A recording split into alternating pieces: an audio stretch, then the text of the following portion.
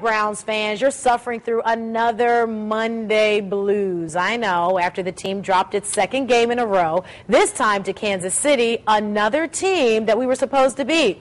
Well, News Channel 5's John Kosick joins us now from Brown Stadium. And John, this is just not a good way to start the season. No, not the way to start the season, Danita, and it's the same way they started the last 3 seasons, 0-2. And when you look at the schedule over the next 7 games, it's only going to get tougher. Now, the thing that was frustrating about these particular games is these are wins that we should have had in all of this, but the failure to get their second-half offense in gear for the second week in a row, 0 second-half points for the year, that's tough to watch. Many are wondering how much longer Eric Mangini will have to turn things around. I was at the game yesterday, had a great time. They tried. First half was great, second half, I don't know. They had some problems. And that was the theme for the first game, too, though. Yes, it was. They need to work on something there. Go into the locker room and they come out with nothing. Is Mangini feeling the heat? No, it's 2 games. It's way too early.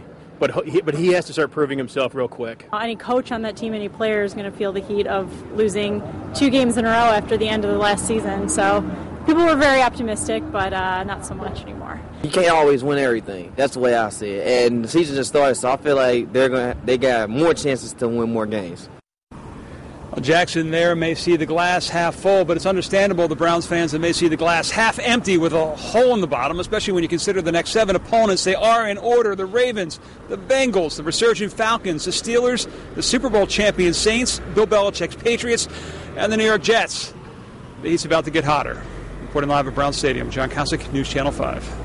Or colder, depending on which city you're in. Sports director Andy Baskin joins me now. You know, fans aren't happy, but the players and coaches aren't happy either. Nobody's happy. And if the glass is half empty or half full, you still got to put something in the glass, right, and those would be wins, and we don't have any of those at this point. So when you're 0-2, there isn't a lot of smiling going on a Monday after a Browns loss. And for the 3rd year in a row, as John just said, and for the 2nd straight year under Eric Mangini, the Browns have started the season with 2 straight losses. And the reason it feels so bad is because the Browns led at halftime in both games. And when you looked at the schedule, it looked like these were at least 2 games that the Browns could at least get 1 win in.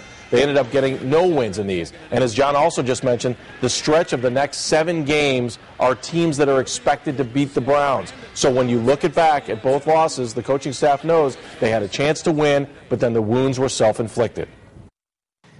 These mistakes that we're making, which are severely hurting our chance to win, are under our control. When you have 9 penalties, it's hard to win a game. When you turn over the ball and it produces 10 points, it's hard to win the game.